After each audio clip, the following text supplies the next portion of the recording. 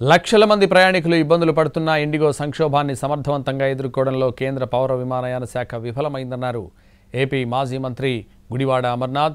ఈ సంక్షోభంతో ప్రపంచంలో తెలుగువారి పరువును తీశారంటూ కేంద్ర మంత్రి రామ్మోహన్ నాయుడుపై విమర్శలు చేశారు.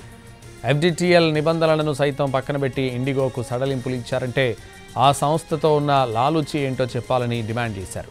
కేంద్ర మంత్రి పదవికి రామ్మోహన్ నాయుడు రాజీనామా చేయాలని తానే కాదు దేశ ప్రజలంతా కోరుకుంటున్నారని అన్నారు అమర్నాథ్.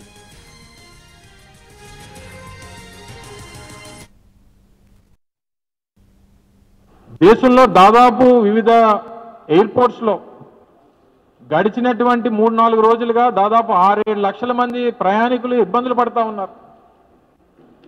వారి గమ్యస్థానాలకు చేరుకోవడానికి అనేక రకాలైనటువంటి ఇబ్బందులు పడతా ఉన్నారు. ఉన్నటువంటి రెగ్యులేషన్ ఏమో మేము విత్డ్రా చేసుకుంటున్నాం, ఎవిడెన్స్లు పెడుతున్నాం అని చెప్పారు మంత్రి గారు. అంటే దేశంలో రోజుకి లక్షలాది మంది ప్రయాణం చేస్తున్నటువంటి ప్రయాణికుల తాలూకా భద్రతని పణంగా పెట్టి మీరు ఇచ్చినటువంటి ఎఫ్డిటిఎల్ నామ్స్ ఏవైతే ఉన్నాయో దాన్ని ఎవిడెన్స్ లో పెట్టేస్తారా? వాళ్ళు ఇండిగోతో మీకు ఉన్నటువంటి లాలూచి ఏంటి? సో ఆయన సమర్థుడా అసమర్థుడా అనేటువంటిది ఎంతమంది ప్రజలు ఆయన రాజీనామా చేయమని చెప్పి దేశ ప్రజలు కోరుతా ఉన్నారు అనేటువంటిది ఒకసారి చూడండి. దేశంలో